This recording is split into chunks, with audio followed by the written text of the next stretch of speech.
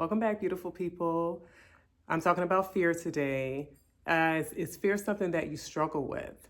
If you are someone who struggles with fear, I want you to listen to this video because I'm talking about how fear and why fear holds you back from your blessings. And I want us to think through some ways that you can really deal with fear so that you are not hampered by it, are not held back by it. Because the truth is, we all experience fear, but some people can move through fear, even when they're experiencing it, to the degree where some fear may become not an obstacle anymore in their life, the more that they move through it and see that they can make it through. But for many, fear holds us back. You know, when we talk about fear and how and why fear holds us back from our blessings, I really do think it's because it is the experience of life where we get to see blessings in life. But if we're held back from fear, we don't get to those things. So that is what today's topic is about. I would like for you to hit the like button and subscribe button so that you can be notified each week when I am posting a new video talking about our mental health, because I am a psychiatric nurse practitioner who has gone holistic, because I do know that to be whole is to also be healed. And so let's get into this video where we chop up and dissect fear.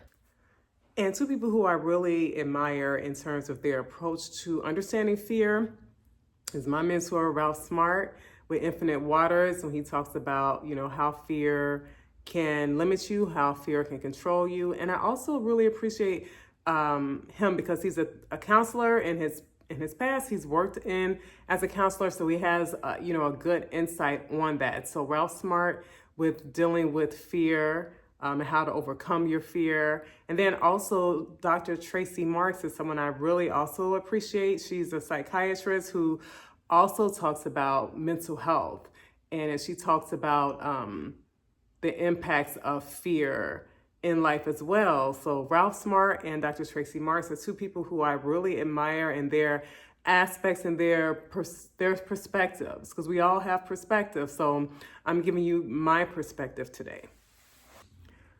So as I often reiterate, fear and this emotion of fear is usually, you can trace it back to some earlier point in time where fear became part of your dynamic in life, part of your experience of life.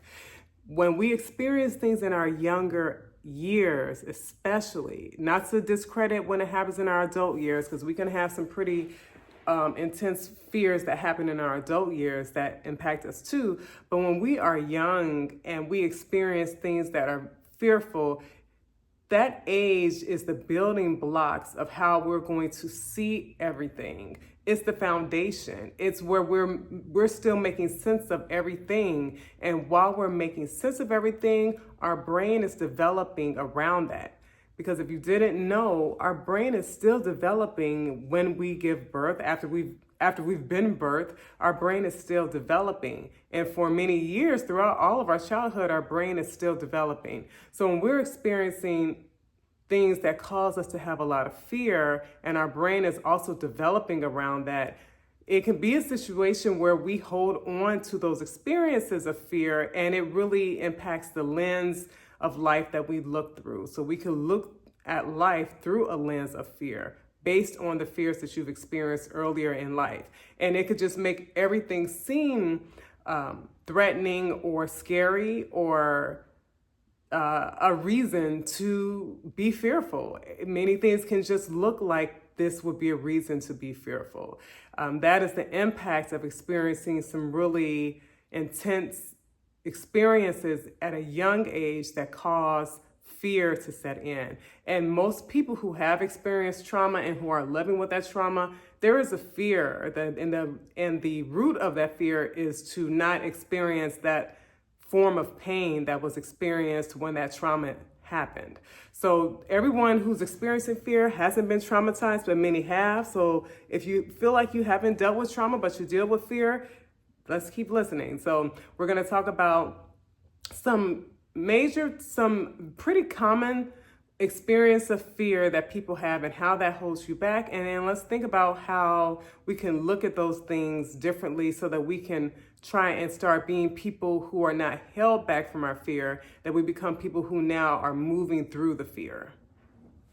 Did you know there are people in this world, who have dealt with parents who didn't show up for them in their youth, who didn't show up physically, or maybe they did not show up emotionally. And this could be you, it could be someone you know, but if you don't know anyone, just know that there are people who live after experiencing a childhood where the people who should have been there for them were not. And it can really look like abandonment. And so many people who have dealt with neglect or the absenteeism of a parent, where it seemed like they could have been there, but maybe the parent chose not to be there. And that neglect that many people have experienced are some reasons why people have a fear of this first type of fear that I'm talking about, which is fear of abandonment. So there are many people who have dealt with the fear of abandonment, and a lot of times it is rooted in having felt like they were abandoned at some point in their life. And oftentimes it's early on when you're getting the foundations and when those people who are there to create the safety for you are not doing it. And having a fear of abandonment can really be a challenge when you move into, your adult life, or as you're just moving through life, because you could start to really deal with people from a place of not wanting to be abandoned. So you might accept much more from people than you really would, or really would if you had an option, or didn't have this fear of abandonment. There may be things you wouldn't tolerate, but you may accept so much more from people because there's a fear of being abandoned. And it does invite a lot of unhealthy relationships into life for many people, or clinging on, being codependent on people, or feeling like you need to have certain people in your life. And if those people aren't there, that it somehow means something about you, and the rejection that comes behind that. And I really want to tie in also fear of judgment under this too, because I think fear of abandonment and fear of judgment, at the base of that, the real fear underneath it all is the fear of rejection. Because people who are also fearful of being judged have dealt with being judged so much, and judgment can look like you're being rejected, or you're being critiqued so much, or something about you isn't good enough.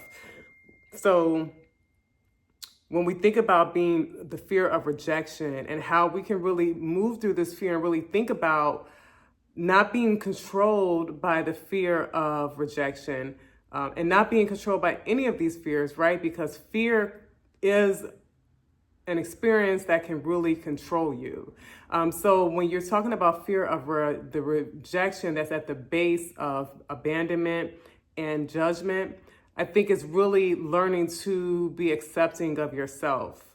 When it comes to abandonment issues, you being able to be with yourself and learn what is so great about you, what is so magnificent about you, because you may not have even explored that because you've looked at yourself based off of someone else's negative perception of you, be it that they abandoned you or they judged you in some harsh way that made you come up with this definition of who you are. So I would say really when we're dealing with this type of a fear, it's really sitting to get to know who you are, not from a place of criticism, but from a place of love, getting to know yourself so that you can be good with yourself. And when you see yourself and really feel the goodness of who it is that you absolutely are, then that energy is going to start to attract people who also recognize that in you. And then your worth and your value is also going to be gravitated toward people who you see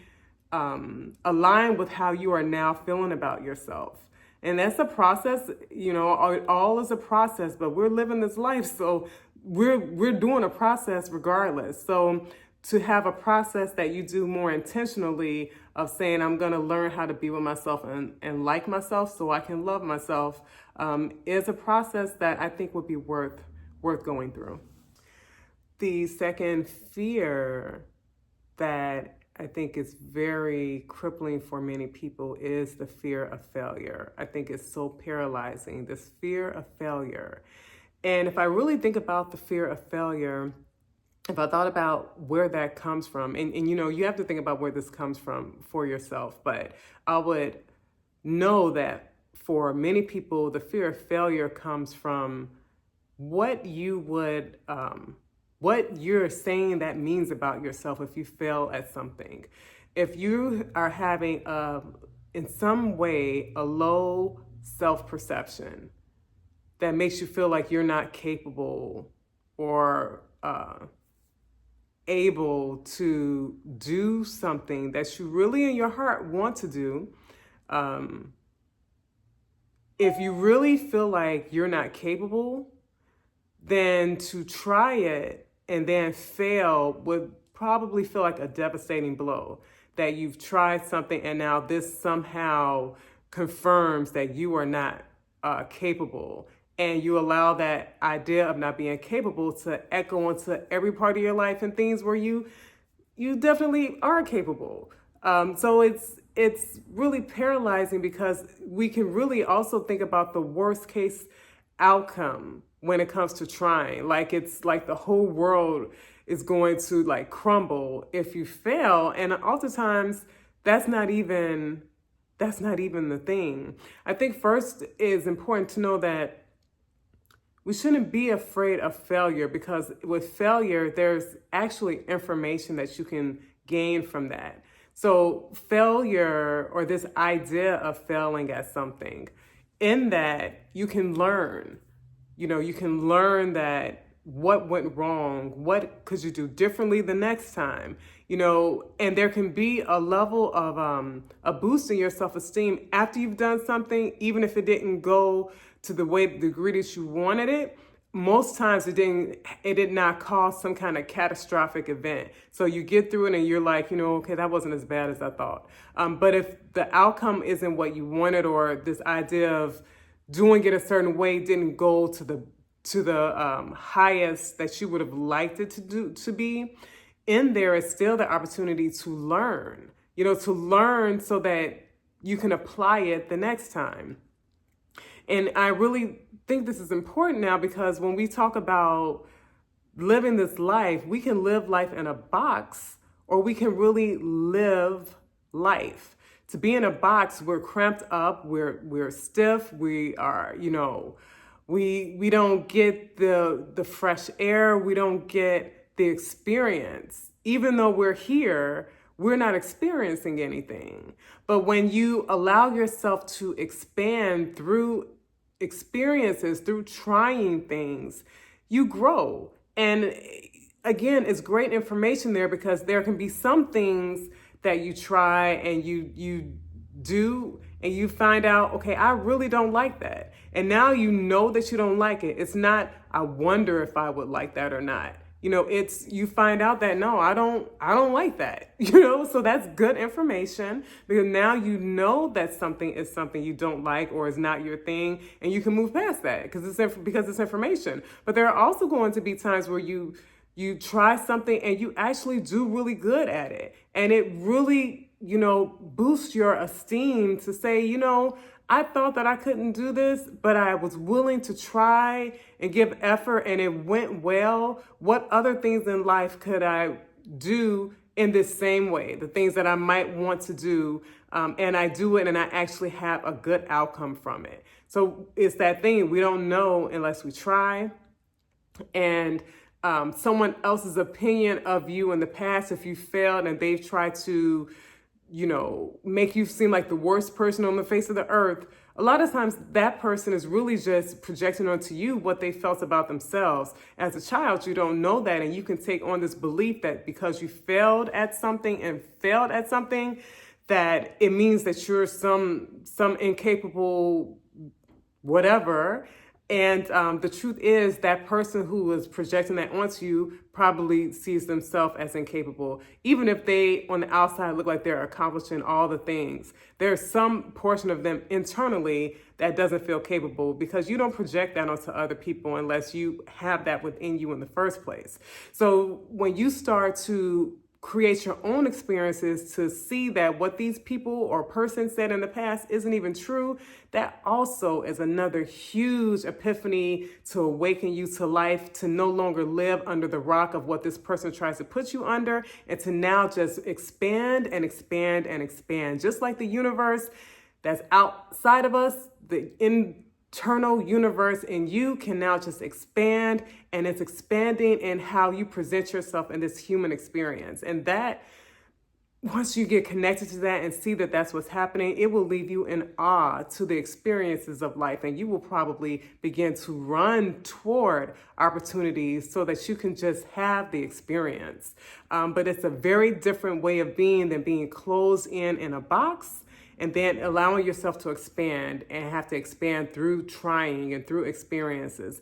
And I know it is cliche when they say that you only fail if you don't try, but I really would say that the only failure is the fear of failing so much that you don't even try at something. Because there are so many people who at the end of their life or in the later years of their life have so many regrets about things that they didn't try, you know? And I have elders in my life, some who've done things, but some who haven't tried, and they sit in that, the what ifs in life, you know. And even as a nurse many years ago, working in home health and seeing a lot of people who were older, or when I worked in hospice and seeing people who were on like their dying bed, and the people who really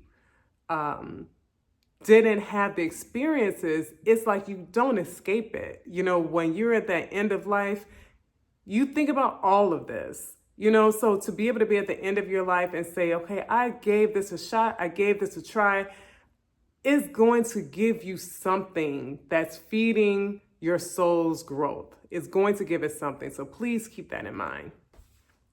The last fear I'm mentioning in this video is the fear of intimacy. The fear of getting close to other people, or even better, the fear of allowing people to get close to you, is a real fear that many people have, because you could have been really hurt in situations with people that you thought were for you, that you thought you could trust. I think a lot of trust has been broken with people who fear intimacy. A lot of hurt may have happened.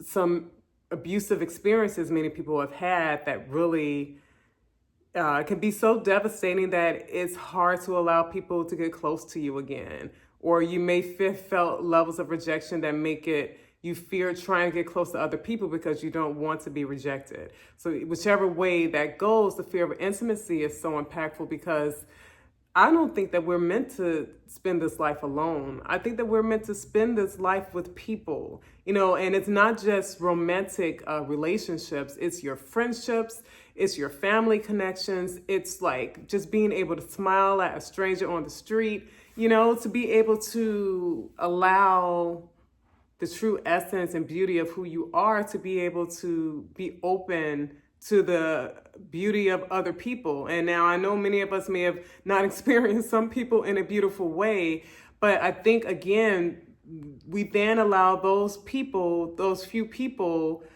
which could seem like everyone in your world, but if we really looked at the numbers, it's not that many people who have hurt us. We allow them to now control our life and our experiences with people who would be nothing like them in the future. We allow them to still control who we are. And I do know that there's a beauty in connection. You know, if you really look at statistically, when people who have had higher levels of suicide, it's people who have, in many situations, have been isolative. And there are some cultures where those numbers of suicide are higher, and it's in those cultures where it's more of an individualistic approach to life, as opposed to some cultures where there's more community, and is a very strong part of the culture. Togetherness, community. You know, when someone's sick, the whole family comes to the hospital. You know,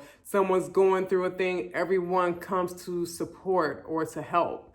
You know, because that looks like having a shoulder to lean on, someone who will go through it with you, someone you can talk to, someone who will help you, someone who won't leave you abandoned.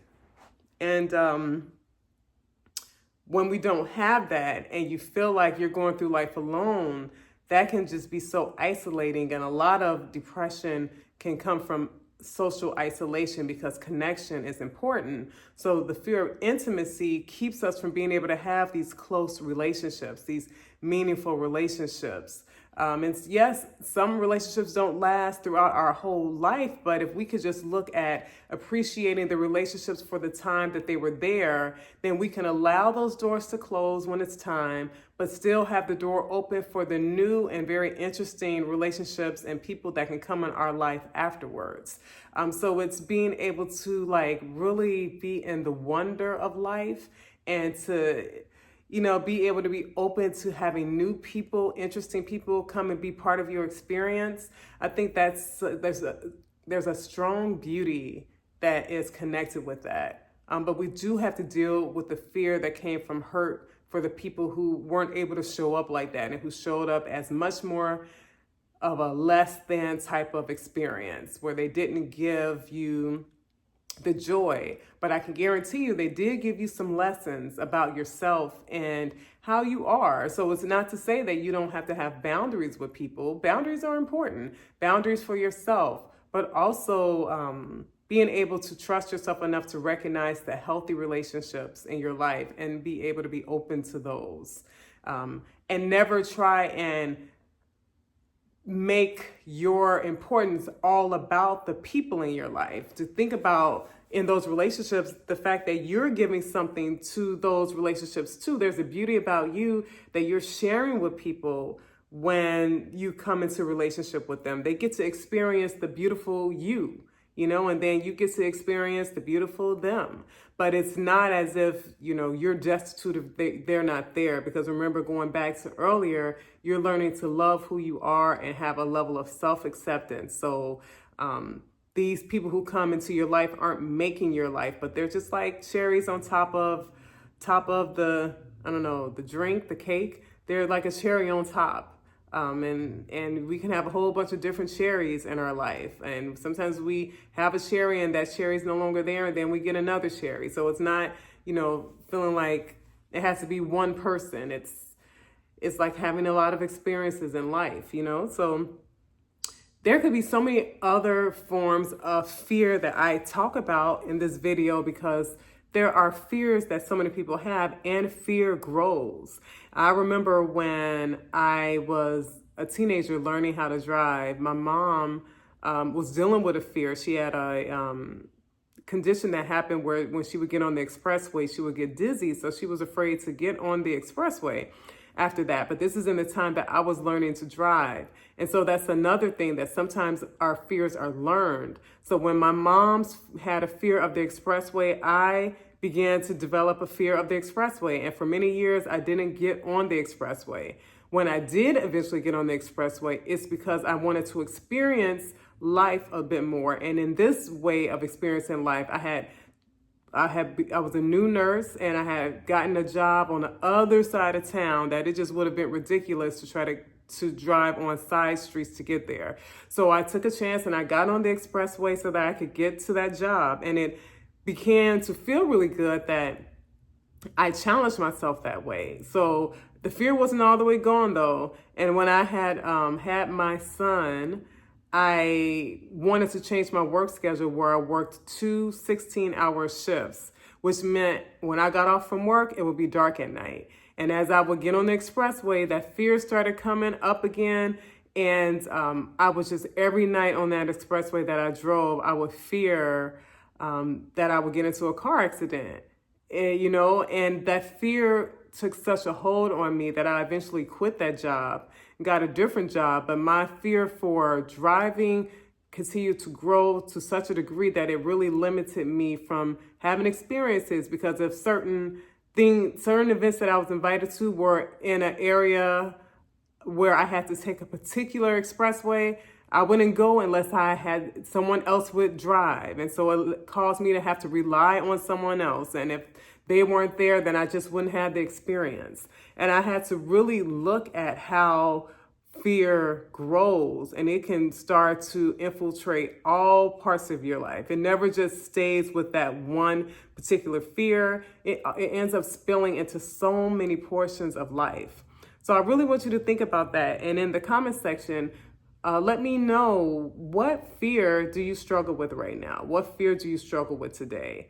And let me know, because, hopefully some of the things that I mentioned today would be helpful in perception and keeping these things in mind as you get to the point of moving through fear. But let me know in the comment section, because I'll explore that and I may talk about that in the future. But don't forget to like this video, to subscribe to this channel, to share this video with someone who you think might struggle with fear, who could really benefit from growing past it. And that is all I have today. Thank you for being with me. I will see you in my next video, because I am posting here weekly for inspiration, how we can move through our mental well-being, our emotional well-being, and our spiritual well-being. Take care. Bye.